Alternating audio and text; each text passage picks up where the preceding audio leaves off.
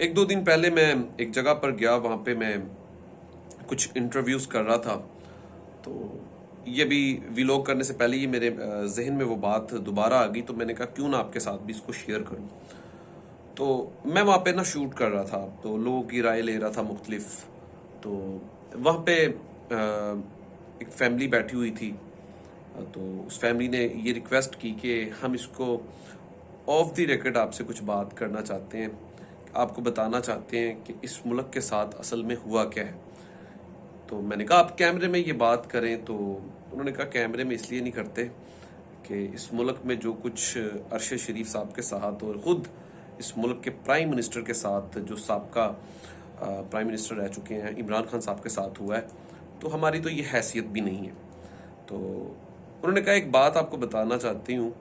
کہ اس ملک میں ایک شخص کو گرانے کے لیے اس ملک کو اتنا گرا دیا گیا ہے کہ آنے والے 30 سال بھی اس کو اس طریقے سے کھڑا کر پانا اس ملک کو کسی کے بس کا کام نہیں۔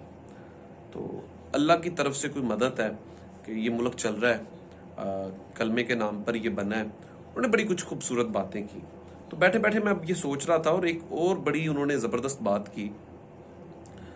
کہ جب کوئی نیک حکمران آ جائے نا تو تمام لوگ، وہ یہ اکثر بات میں کیا کرتا ہوں دوستوں میں بیٹھ کے، کہ جب کوئی نیک حکمران آ جائے تو تمام جو چور لٹیرے ہیں وہ ایک پیج پہ ہو جاتے ہیں۔ تو اس کے بعد نا، تو یہ بات ان سے سن کے بھی مجھے بڑی خوشی ہوئی کہ کم سے کم اور کچھ نہیں تو اس 75 سالہ تاریخ میں